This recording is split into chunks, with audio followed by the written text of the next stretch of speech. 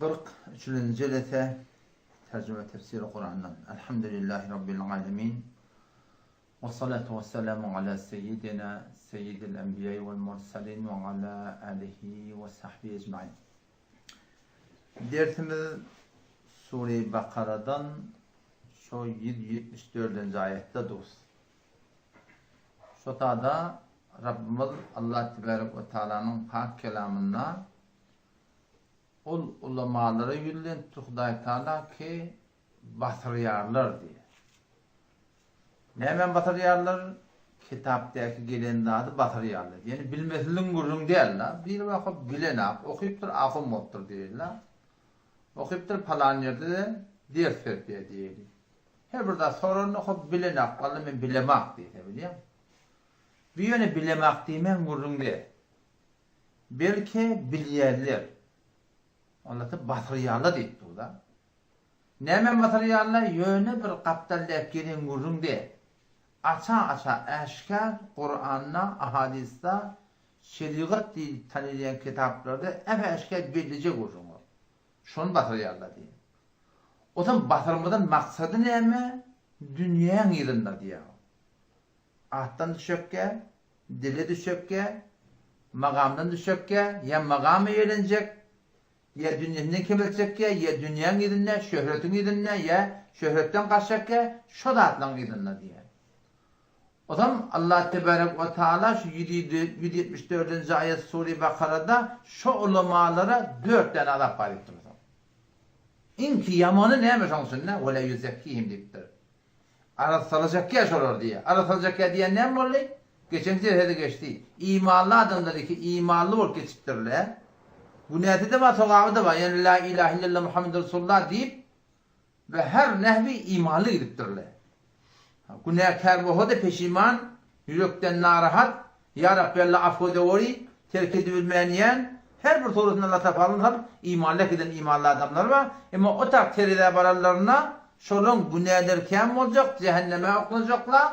Hadis-i sırahaden gelişinde şolam arasalanacaklar. Ahırda günahlar yuğulup sonra cennete girecekler. O hatta şu cehennemiyle mağlaylarında ki imanlarında ki cehennemi yutturlar, şöyle mağlayına cehennemi yalıgılıyor. O belki ehli cenneti ki cehenneme girmeyeni cenneti yutturlar, onlara hep cehennemi hadip birbirine parmak soğudu koyacaklar diye. O zaman şol Müslümanları ki o cehenneme yanıptırlar, bişiptırlar, yanıptırlar, arasalanıptırlar, cennete giriptırlar, mağlaylarına cehennemi yalıgılır, mahkuda eten doğal çık ya Rabbi Allah, şunla ayırtan güzelliği başakka diye da. Onu zor kim kaktırıyorlar da biliyor musun? Cehennemi deyip. Ama Allah Celle Celaluhu'nun emrine galiba şu da abi hayat var. Şunu düşüyorlar. Avudan şu yardım etmenu. Şu Allah'ın emrine ayrılı yaşatıyorlarmış. Ama şu ulamalar ki batırıyarlar deyip Allah Teala şunun hakkında inki yaman kepine böyle yüzekkihim. Arasalacak yaşıyorlar deyiptir da. Yani Allah Teala koruysun. Hemişiki cehennemli de oluyor. Hemişiki cehennem kimin ki? İman falan oluyor. İman sana koyuyor. Ayet okuyup ne oldu? 2 tane ayet var Kur'an'la. 159. ayet Sure-i Bakara'da. 174. ayet o Sure-i Bakara'da. İkisi de inne bile başlıyor. İnne yani ne mi? Bedûn-i şek. Yani şek yok demektir. İkisi de innellezîne yektumûne bile başlıyor. Bir şey ol ulamaları ki batırıyarlar diye. Maksud kimin hakkında? Ol ulamaların hakkında, ol ahulların hakkında ki batırıyarlar diye. İnnellezîne yektumûne 174. ayet Sure-i Bakara'dan. Şu dersimiz sonuna dur. Şun sebep sunup ulamaların sunu gurun etti. Kiminle? Şolun biri bolu desem. İnnellezîne yektumûne bir şey ol ulamaları ki batırıyarlar. Ne meni? Mâ enzelallahu minel kitâb. Kitapta indirilen dadı, Allah Teala'nın kitapta indirilen dadı var. Ma enzelallahu minel kitab, Allah Teala'nın şeriattan kitapta indirilen dadı materyallah. Ondan sonra ne için materyallah? Ve yeşterûne bihi temenen qalîle, dünyanın malını şöyle tatınalıyallah. Ulaike khâssu ulamalar ma yekulûne fî butûnihim illen nâr. Onlar ilmiyerler karlarına meğer o diye diye. Ondan sonra ne? ولا يكلمهم الله يوم القيامة ارتي قيامة الله تعالى شل علمنا بلنك بطريالر نظر رحمة بلنك شكا دي ولا يزكيهم أرثلجك ولهم عذاب أليم شلر عذاب دert nakbadiye 4 tane Arap ayette şuna hakkında geliyor. İnki ağır degeni şartı men öldüm neymiş o? Vela yüzekkihim şu. İnki yamanı şu yani. O 159. ayette Allah Teala birbirinden yamanraktı yani kuyuşuracak ayetler. O tabi Allah Teala lanet var diye. Kimin laneti? İnnellezine yektumune bişekul ulamalayke basaryanlar. Ne ben basaryanlar?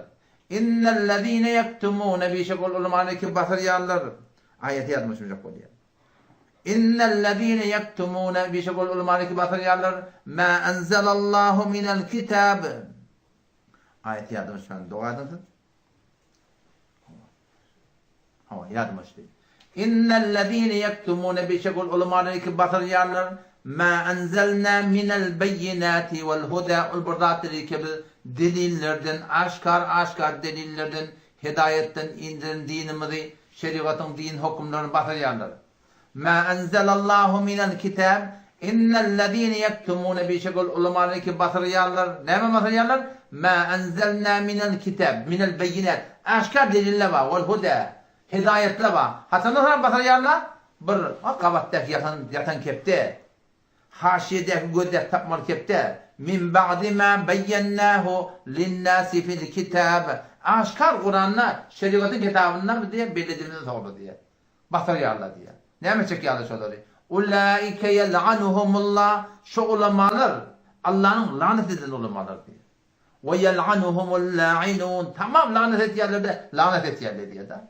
Yel'anuhumullah siğe muzare bilen getirdi Huday Teala yani şu vatta lanet ba hem işte lanet ba diye bayıttı oluyor. İllellezine tabu meğer ulamaları ki bak tövbe istedi diye. Ne meden? Şu bastırmadan tövbe istedi. Ondan sonra ve eslahu avval aytma yaptırlar, fesat yaptır, bedgat yaptır, şirk yaptır, küfür yaptır, harap şeriat yaptır. Onu ıslah etti diye. Ondan sonra ve beyyenu av açıklattı ayetleri diye. Ne mi çoğutam ya Allah? Fe ulaike tubu aleyhim min Allah şolları öt has rahmetin bilen dolunacak ve net tevvabur rahim diye. Huda demin bağışlandı o mehriban. Noktada ne ettik? Lanet galipti o da. Onun için İrnaki ayette ne bildi Huda Teala? İnnellezine keferu. Bir şey öyle kafir olurlar. Ve mâtu. Kafir ölüler. Şolları da Huda Teala lanet bağlıyorlar. Yani en kafirler lanet bağlipti Huda Teala. Şu ulamaları batıryanlara şolları da lanet bağlipti onlar. Onun için çok yani tavsiyem başladı. Bu da şu ki aklım olan filağı biter göründü de biliyorum. Aklım olan filağı biter göründü camiada. O hem şu oğlun o şoklamayı muğlaşlığı verecek bolsan, sen dayavdan dayavını vermeli. Yok dedin vermeli. Bu oğlun sen şu yola koydun diyeme şunu boyun al. Şu oğlun ben Allah'ın yoluna koydum. Şu vakt lillahi Teala ve şu oğlunun şu muğlaşlığı verenler şu başta oğul sen vazifen ağırdır ha. Hakka dur hali, adımdan çekilme, avrından çekilme deyip, şu baştan şonu zaten telgin edip, şonu manak, yüreğine şu bir manakım, oturur yani kepleri aytmakta gerek. Neyin ki de manakım muğlasılığı verptin, hava ne mi? Sufran başında tevhid okumanı bir gerek. Ayet yatımızda da bir Kur'an okumanı bir gerek. O kadın ve halaf sünnetlerinden ayrı, fakat sınaatlardan şimdi oğlunu şuna hak etmekte katı bir elbette.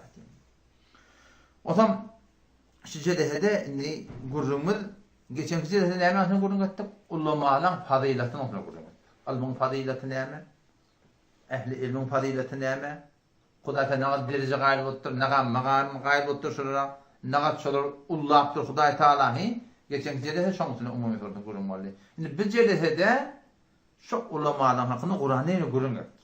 Ehli ilmi ki ilmine amel et diye, bilmine amel et diye, şeriatı başardığını yayrat diyorlar. Şunun faziletin hakkında, makamın hakkında, menziletin hakkında, tiloğunun hakkında, derecesinin hakkında Kudayta Kur'an'ı söz açıktır. Ama ol ulamaları ki bilip durup batırıyorlar. Şunun da hakkında Kudayta Kur'an'la söz açıktır. Yani şunları başka buradadır emeğin dediptir biliyor musun?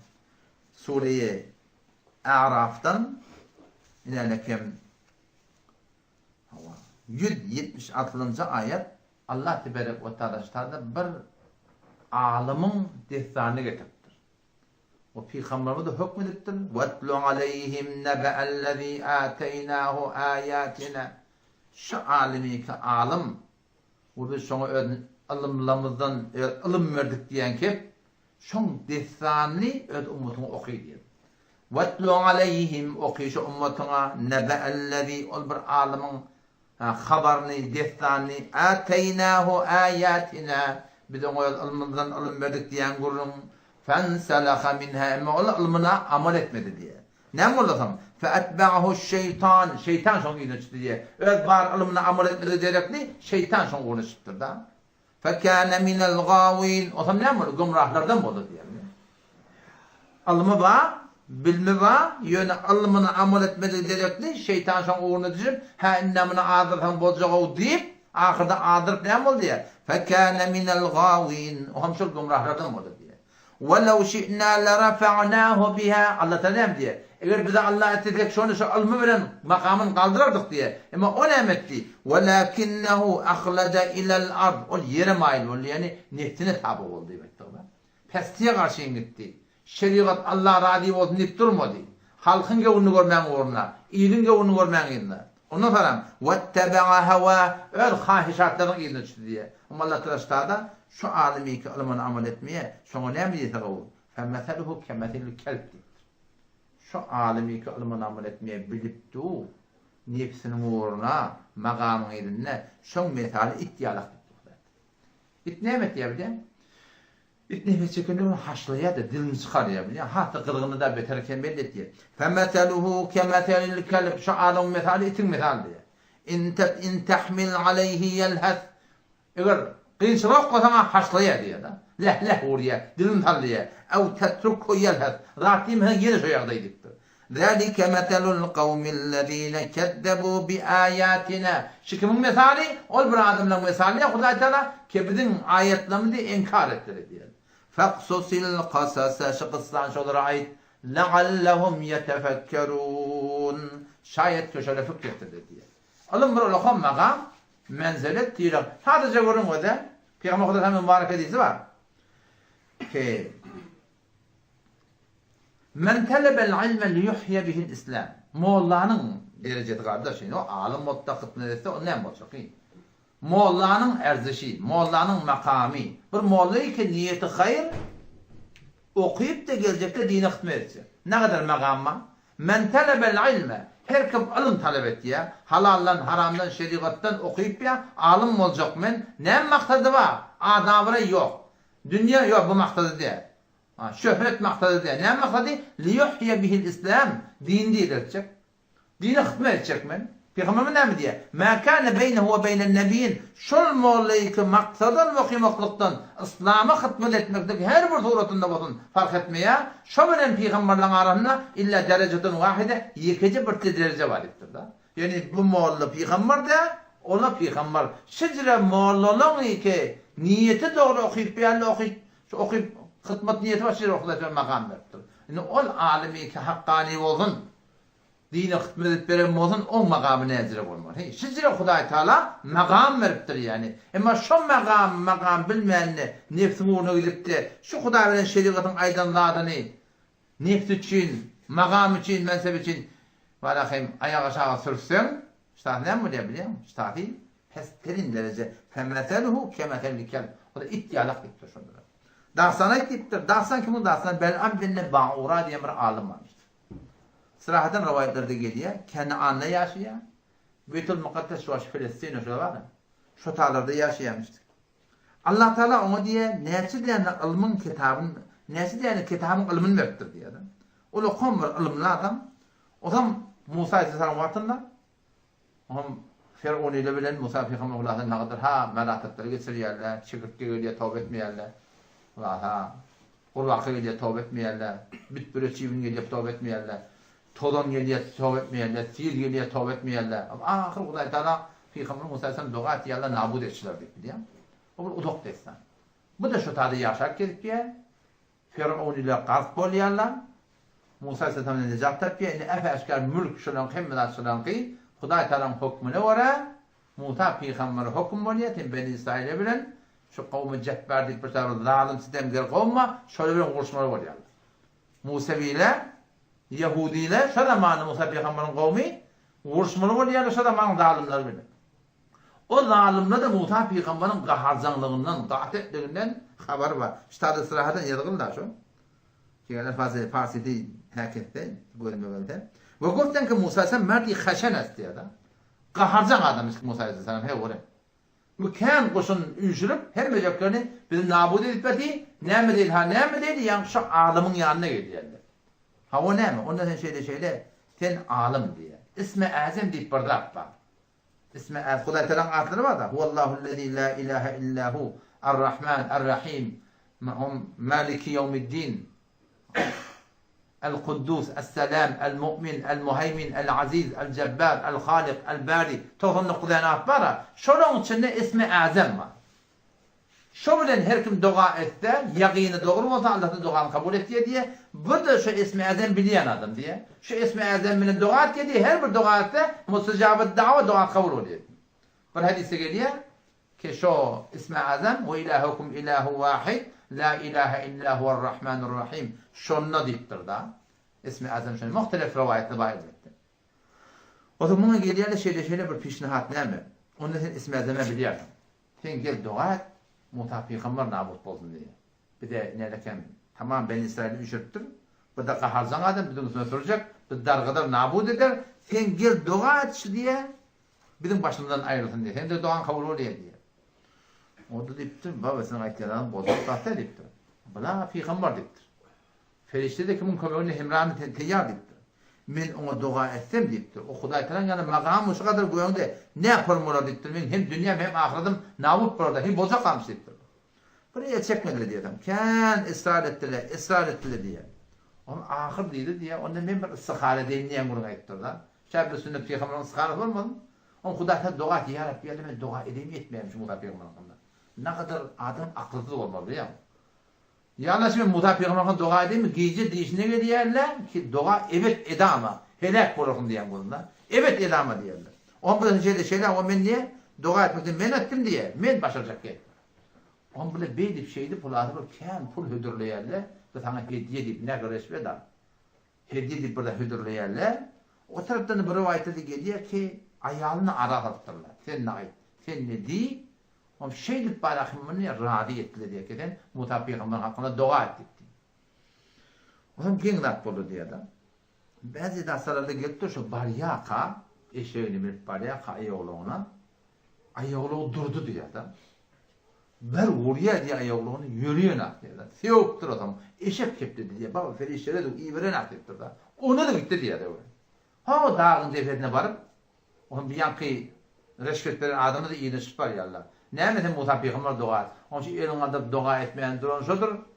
Ya Rabbi Allah şu zalim kavmin dargat deyip dua etmeyen durdu. Bu yakın kıyı uzup durdu. Hava atayım. Bizim hakkında dua ettim. Bizim etmek edip eteyim. Men ne çare yok. Dilim şunu dolan oldu diye. Men Musa Peygamber'e dua edecek koyan. Huday Teala men dilim doladı. Men senin hakkında dua etsin deyip durdu. Dua ettiğinde de Huday Teala şu surasında Allah sonra helak boluyor şonluk bilen. Hava. O zaman ayıptı diye şonda men dünya akıdım helak oldu diye. Sizin nefsim uğruna gitti de bırak ettim. Dünya akıdım helak oldu. Yöne deyip diye. Yine de yenecek bolsanız bir yol var etti. Musa Peygamber'i yenecek bolsanız. Ne mi yol? Onunla kıyıdığınız beden, kıyıdığınız avadallam, şolun milletlerin arasına iyi verin. O kıyıdığınızı tapşırın. Ne mi deyse kayda durmasınlar. Şolun haydi birden biri. Eğer başları şol Huday Teala fahşa müptela bolasa, zina müptela bolasa Allah Teala azap gelip dedi. Allah'ın peygamber var şu kıyıdatta da. İki tane peygamber var Allah'ın bu. O zaman şondan yan kıyıdan bir de iyi veriyorlar. Ahir şolun o kollarının biri navul billah zina müptela bolup şondan bela geliyor başlarına. Bela geliyor başlarına bir günün içinde 70 bin nefer öldür diyor da. O ahir şol zina edeni gibi dara atıp tövbe edip şoparım şeyler bela baştan ayrıldı diyor da. Bizim de aramızda ne kadar günah var. Bizim başına bela gelene bizimki bela gelmeyenin ulu komur sebebi avla Peygamber'in hatiri var. Peygamber'in hürmeti var. Şom hatirine. Arada salavatı veriyorlar var. Arada tebliğ ediyorlar var. Tebliğ ediyorlar var. Tebliğ ediyorlar bereketine atmana azap gelecek bunu iğne ediyor. Şicile bir bereketini daha şey. Dinin yolunu tebliğ etmektir. Yaňarda Türkiye, Suriye zelzeleyen ýetsirede. Näme bolşandan? O birden şähriň ady näme? Kim bilýär? Reyhana'da mı? Reyhana'da. Türkiye'de bir şehir var. Adı Reyhana. Odan şu talar tebliği cemaat olan. Her yeri bu davet veriyor. Allah'dan, peygamberden, dinden, diyanattan. Şu bakan milletlerin onu birer ettirler. Burada dedim hadi Reyhana'sı mı diye diye. Hudaydan kepler yok diye da. Peygamberden kepler yok diye. Ha dedim Reyhana'sı mı diye. Yan azap gelenine şu Reyhana hiç zap olmaz. Eğer bolandat yok. Daş çevrek dargağlı. Reyhana bolandat yok. Nemen bereketine? Davatın bereketi. Davatı tebliğin bereketine biliyor. O zaman şu forum açık olan bizim aramızda davat tebliğ ettiğerler var. Muhlislığın bereketine, belli ihlas adamın bereketine Allah Teala peygamberine ayırttı biliyor musun? Ulukon fitneler ayırlıyor diye de. Ulukon musibetler ümmetin başından gitti. Suratında toram ola helak oldu diye. Yönüş tadı bir nesne almalı dert vasıtada. Ki bizim maksadımız şundan dert almalı. Avval kadiye ne bayet kesibi ilmi fazla hiç kardeşemet. Men alim, men hafız-ı Kur'an, men falan diye öz ilmine diye mağrur olmalı diye. Ne bileyim ne gördün var. Bellen benne bağırayla adam o ahir umruna musicabet dava idisan wa şu olupdur. İhtimali ahir molla olsam da son alim da olsam, musicabet dava da olsam, amel etyen de olsam son ne olacak bilden korku gelmek gerek diye. İkinciliktir o bir zatlar ki adamı Hudaydan daşalt diye şunu ne güven çekmelidir. Ve de reşvet verildi hediye edip İzlem oldu. İzin şun tevfik alınıyor da adamdan biliyor musun? Bir günah müptela oldu, izin yeni günah çekti, izin kod gumrahi vardı. O bir zatlar ki bir Hudaydan daşalt diye şunu ne güven çekmek gerek. Üçüncü irtibat ve tealluk hatır mufsidan ve gumrahan. Gumrah adamla bilen dine ola de adamla bilen tealluk dusi oturup akkazan ve akkazan olmaktan el çekmeli. Ne bileyim tesiri var. Ve peziriş hediye anaha. Şu dine ola bulmayan adamla sana hediye ver rahat etti. Şolordun da başardan almalılardan Allah'tan da burada garip katara kavultu şolları vermektir dedim. Ne bileyim şu reşvet almaklık olan benamı hediye iyi diye başka bir günah çekti diye. Günahkarlar bile girmelilerden. Ya katı tesir güzel adama. Dördüncü nittir. Her yerde bir iffeti, bir hayayı, zina zattı, mubtala, ortaya hediye hem vakşın alıd etmeli ki şunun aradan götürmekliğine, fesadın aradan götürmekliğine, o ne bileyim? Çünkü şu şeyle bulmasa, iyi ne olacak diye, kullu ümmet helak olacak diye. Belayı umumi geliyor. Hazreti Ayşe radıyallahu anh soraktır da, ya Resulullah bizim aramızda kavga ve adamla bola yine de azap gelir mi? İde keturul haber, zina amı odik diye da, gelirdik diye Hudayla kalmıyor. O telek adamla ne? Kava adamla ne? Kava adamla hesabı cudayım. O telek adamla hesabı cuda olacak. Ve beşinci dediktir, adavet-i halafeti ayet ilahi nuvi azab beşemar minebet. Yani şeriat, hüküm şeriktir diye adam.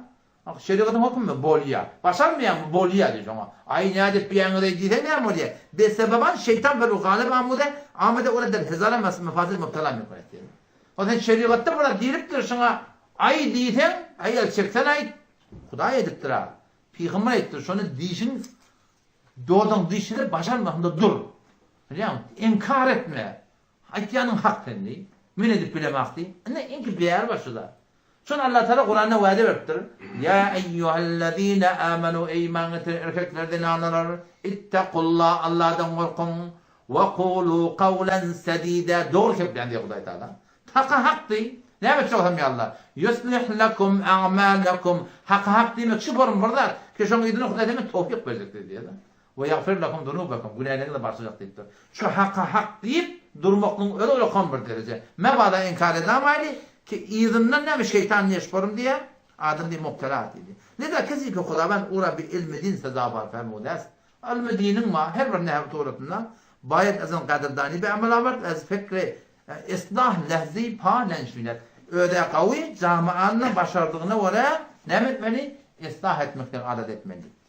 Bu oldu bu ayet. Ulamaları ki ilmine amel etmeyenler Sure-i Cum'a'da 5. ayetinden Allah Teala onun hakkında olur ne memeli tavuktadı? Eşeğimedi. Eşeğimedidir ya.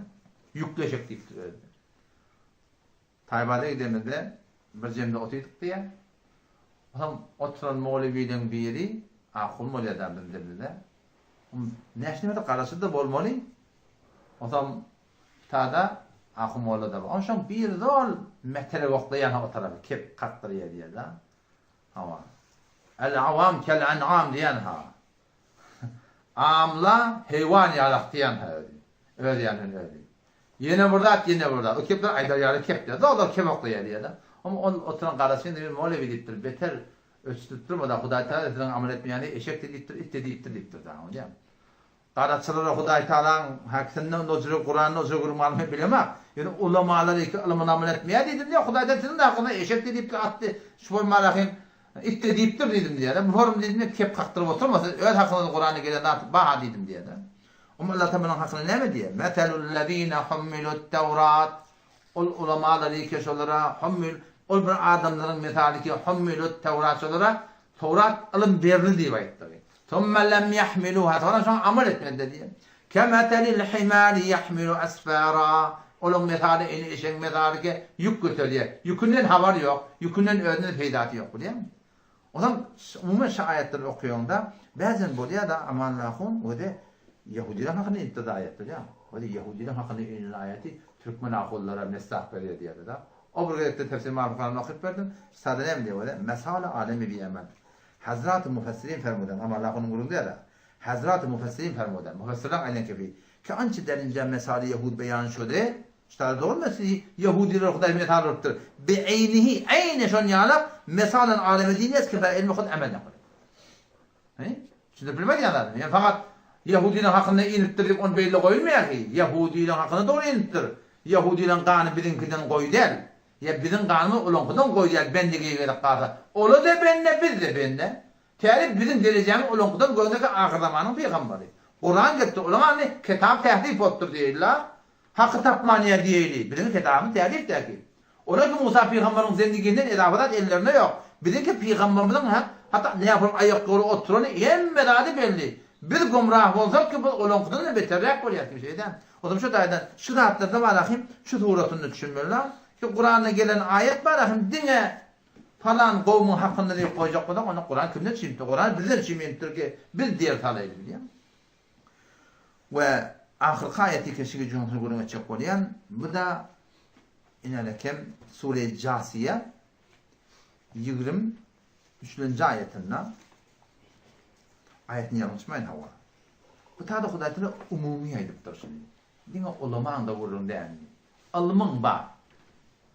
Bilyen Kur'an ne'mettir, şeriat ne'mettir, sünnet ne'mettir, halal mi, haram mi? Yeni de öyle hayhevudun indi düşüp şu ilmına terk etiyatında. Şu an noktayı ne diyor da? Afara'ayta ayak gördüm ol bir erkekden ani ki men ittekada tutunuptur ilahehu havah diye. İlahi diye kahişat-ı nefsaniydi diye. İlahi diye yürek istekleri diye. La ilahe illallah diye tabi şey değil mi? La yok, ilah yok illallah Allah'dan başka. Allah'dan başka ilah yok diye tabi. İtikadımız o. Hudaý Taala ne diye? Bir adamla var diye. La ilahe illa havah ol diye. İlah diyenler kim? İbadet ediliyor. İlah diyenler kim? İtaat ediliyor da. Atarayta bayet ayetin gördün mü? Men ol bir ademi ki ittekade tutuntur ilahehu havah diye. Öz ilahini, öz ma'budunu, khahişat-ı nefsani tuğli. Ve adallahullahu ala ilm. Allah Teala'nın ilmi bunu gumrah etti diye. Ilmısız adam demiştir. Ama çünkü ilmine amel etmeyeni yüreğine oraya gidiptir. Şu ilmi bola Hudaý Teala gumrah etti diye. Ondan sonra ve hateme ala sem'ihi ve kalbihi. Allah Teala onun kulağına, kalbine diye muhr vurdu diye. Ne bileyim? İlmine amel etmedi diye. وَجَعَلَ عَلَى بَصَرِهِ غِشَاوَةً gözünü onu perde koydu, hakkı vermeyenli. فَمَنْ يَهْدِيهِ مِنْ بَعْدِ اللّٰهِ Allah'tan sonra kim şunu hidayet edecek? اَفَلَا تَذَكَّرُونَ Ayetin anlamayalım diye. Umumi suratında buraya öyle her kimde hata var ya da bilip tuğun günahlarını, etmelerini bilip tuğun, edip tuğanı bilip tuğun, etmelerini, edip bulanı her günahını haydi bir günah olsun. Ya Allah mahfettik tuğun da. Peygamber Hudaý ne diye? İza serrekke hasenetuk. Kavuşun sen hoş etti. Ve sa'atka seyyetuk. Günahın sen narat etti fe ente mu'min sen iman ediptir da. Mu'min sen ediptir da. Bu ayetin hakkında değil. Günah karşılık hata her kimde boluyor. Özün taklap bilmeye ihtiyatın şu vicdanın onu arap böyle beyttim şeklim dittin ona. Bu adamdan hakkında değil. Bir adamda var. Ay ganimet bolsa bolur deyip bilip bile şu şeyliğinin tiyatına gittiyerler. Ki şu Türkmen ile şunu etiyerler. Ne mi diyerler? Halka oraya bol vermelidir. Halk elah iştada. İle oraya bol vermelidir. İl iştada elah. La ilahe illa il olurlar. Yöne dili la ilahe illallah diye. Tercümeni okuyup vereyim o da. Şuma halete an şahsa değil. Ayrıca orada adamın yadını gördünüz mü? Ki Hudayı Hudra, öz ilahini, kahişat-ı nefsani Hud karardat diyor da. İlahini, Hudayını kim diye? Öz kahişat-ı nefsani etti diye. Ne diye ettiği? Ki anca derde desmeyet azan periliyor. Yüreğine ne mi götürsen etti? İyi diye, işi diye. Her ne mi götürsen, şeriat bir iş yok yani. Yüreğine ne mi götürsen etti? Ve Hudavat orada bağdanı şefameş gumrahkar dersin. Yani alımsız adam de, bilimsiz adam de bilip durup alımının elinden gitmeyeni, yüreğinin elinden gidiyor. Ki hakra şenid, veniz fehmid, veli az peri ve kahişay nefsani gumrahşık diye. Bilinmeyen adamın gururunu ne diyor da? Şu ayet var, alımın gururunu. Alımlı adamın gururunu. Hatta ahun ne ki? Alımlı adamın bilip du, yine de hakka işin üzülmek gidiyor biliyor musun? Yani de eseri nefsperestliği, salahiyeti kabul hakkı o zayıf şut. Ama Allah sonra yüreğinde de adam muhru vurdu diyen ne mi? Şut edekil diye. O zaman işte adam açıklamasında ne mi diyor? Bedihist, köre belli gururun ki hiç kafiri hem kahişay nefsani yok da Khudaya ma'budu khud demiyor bu ya. Şu an dünyada ma'budlar kim? Allah'tan gayri. Ki nahak ma'budlar. Şu an Hindu'nun var, falan çemin ma'budlar var. Ya İseviyle İsa İslam ilah ma'bud biliyerler. Burada Museviyle Uzayr İslam ilah biliyerlemiştikler. Moşekan-ı Mekke botları ilah biliyerlemiştikler. Moşekan-ı Mekke ferişleri ilah biliyerlemiştikler, ibadet etiyerlemiştikler. Ama hiç kim şu an şeyin diye o da öyle kahişat nefsinin ma'bud diye etmiyor diye da. Ve in ayı Kur'an-ı Kerim neşan bile, şu Kur'an-ı Kerim ayetinde var. Şuşun bellet diye ki ibadetle hakikat namı itaat estiyor da. La ilahe illallah diyen Allah'dan başka layık ibadet yok. Şey ibadet diyen şey itaat etmektir diye. Herkesi gider mukabele sandıktır. Herkesi gider mukabele itaat-i Huda, itaat-i diğeri ihtiyar kunet, ma'bud an şahs kofte bir şey. Huda-i Teala şeriatta burada deyiptir. İlle burada deyiptir. Halık burada deyiptir. Halk da burada deyiptir. Herkesi gider mukabele itaat-i Huda, itaat-i diğeri ihtiyar kunet, ma'bud an şahs kofte bir şey. Sen ma'budun şov oluyor diye. Halk sen ma'budun oluyor. İl sen ma'budun oluyor.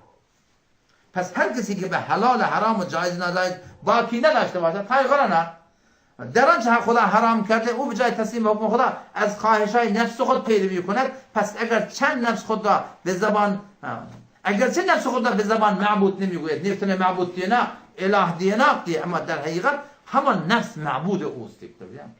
Ama Allah'ın kateti ediyle geldi biliyor musun? Oraya tefsir edip koyalım. Onlar Arapçın şehre çıkarttı diye. Sauda geçti az secde rahe botan pişanı. Sauda diye kararlı diye da. Ben mağlayım diye Hudaya secde botları secde diye mağlayım diye kararlı diye. Çem berhut tohmete dini Müslümanın hem. Yani ben Müslümanın ölümüne töhmet durayım ben diye. Ben ne kadar o mağbutluğun yıllarına diktir de biliyor musun? O zaman Peygamberimiz sallallahu aleyhi ve sellem var. Peygamber ne diyor? Ma tahta dilles sema ilahun. Asmanın aşağında. İnki a'zamu indallah. Huday Teala'nın inki ulukan ilahun ma'budi ki yu'bedu min dunillah. Allah'tan ibadet ediyor. Kim söyleyiptir? Min havan mutteban. Kahişatları ki şu uğruna gidiyor. Şu an bomblu yerle ne emeğinden. Bot olur destur verenek ki. Şu tuğrusunda var ahim adım öldürüyorlar. Koştar desi cemi oldu. Vietnam'ın marahının cengi bomba atom okladılar. Şundan anını hemen ama hava mutteba'va. Kahişat-ı nefsani ki şunu dinlediler. Yerin üzerine in hemen ma'budlama, botlama. Şu botlama içine in ki olukan bot kim diye Peygamber Kudüs'em? İlahun yu'bedu min dunillah min havan mutteba. Kahişatları ki irne gidiliyor. Şuna ibadet ediliyor biliyor musun? Hazreti Ebu Ma'mur radıyallahu anh diye Peygamber'den eşittim diye.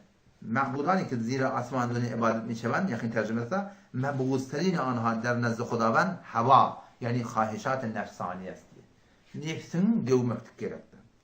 Şeddad bin Nevz radıyallahu anh diye danışmet akıllardan olmalı ki nefsin niye kontrol alın diye de. Ve barayı pes etmek emir kunen. Ölümden tovrağını teyyarlık görsün. Ve facir telek adam. Onu burada ki nefs kodda postseler khahişa karar dehen. Neftin uğruna çiye ve bavucudan hemen diye arzuyu behteri kıyamet radar. Kıyamet men bolar diye aytıyor. Nefsin uğruna şeriat bilansı defelek etmiye. Ay Huday bağışlar dik etmiye. Şu an peygamber neydir? Facir dikti biliyor musun? At telek adam diye aytıyor yani. Mesela İbn Abdullah Teslili diyor. Merez şema khahişay nefsani yaşamaz. Bizim kulluğum merisimin yürek isleğimiz diye da. Şeriatın tersine elbette. Alan yatacak yatağa, yiyecek iyağa, her şeriat uğruna. Şeriatın tersine bir diyen, nefsimizin diyenine etsek deyiptir. Eğer şama bağınha muhalefet konuyup, nefsinin tersine şeriata uğraya dursanız, hemin melez kudüs müdavayı şama hem hasiptir. Şon öyle, o da kamır derman. Şu an o da şeytan kudüs'e ne için koyuptur? Nefsine ne için koyuptur? Şıla mümin adamı koymak. Şeytan seni vasıf etti, Allah'a müteveccih oluyor. Mümin mi olsan? Nefs seni vasıf etti, Allah'a müteveccih oluyor. Şeytan seni vasıf etti, Allah'a müteveccih oluyor. Şuna Hudayı yakillet yani hayatında. Beşeri gelen bir Hudayı bulup başlarsak. Şu taydan inşallah Teala anta da sonra iman etsin yani o da. Ulamalar ki ulamana amel etmese bizim günümüz vay. Huday Teala açık Kur'an'da etiptir. O zaman her bir ehli ilmin de hakkında yankı ayet. Hatta ahir ulamalar da alımı bilip de şeriata vara şuna amel etmek gerek. Hanımada içer maşgalan bir vaxta diyenin edene son ola göğünden kaçan ya Allah bu ayrılıp duran attı, tiyada ayrılıp duran attı yarak bey. Ama Türkmen kembıda da eşten akıl diyen mi? O hem içer maşgala bilinne zorlaşmalı ehli. Aytmalı, mehabbet etmeli içer maşgalan kıyırım olsun, oğlum olsun. Allah Teala rahmet etsin ol bir atanı peygamberimiz oğlunuzun edebinden şimdi kamçını kıstır koydu diye kamçı da zayine gerek. Hem işi tücülük yaraşmıyor yani. Qav yerlere katlaştırmalı, qav kitapları okuyutmalı, qav gurunu eşittirmeli, hatta özünü dua ettirmeli ki inşallah ki şehit tek barakım bir neticeliyatta. Sene geliptirdin, görüptirdin, düşünüptirdin, ne var o eçer maşkada yakına zor ettirecek olsam o barakım onun keyfi olmalı. Onu davet vermeli. Tüzükle dua ettirmeli, ahlak kökülmeli, inşallah ki doğrulanır. Doğrulanmadı ama ahirde hop neymesin edeceksin. Onun berde kendi çekmeli dehmetlerini dua. Allah temizliğine tevfik versin. Esselamu Aleyküm ve Rahmetullah. İnşallah inneki cedete ve de hakkani ulamalarına gurmaytık. Hakkani ulamaları ne yapalım olmalı. Hakkani ulamaları hilemakta, Huday Teala hilemakta. Kim ayet peygamber etti. Hakkani ulamaları dili yetirmemek münafık dedi peygamber. Şey değil mi? Bir zalim ulamalarında figürün geldi. Huday Teala it yalak deyipti, eşek yalak deyipti. İndi bize sanatın neticesi şol ulamalık ulumuna amel etmeyenler şola bile bizim berkordumuz necip olmalı. Peygamber şola hakkında ne yaptı? Sahabeler ne yaptı? Olur ki şeriat defelek etmeyenler bid'atları iyi sünnet yalak sünnetleri bid'at yalak millete koyuyorlar. Şola bile şeriat ne yapalım biz berkord etmeli, ne yapalım oturuşmalı, aslında oturuşmalı değil mi? Onu inşallah ben başladım ona. Haydi. Esselamu Aleyküm ve Rahmetullahi ve Berekatuhu.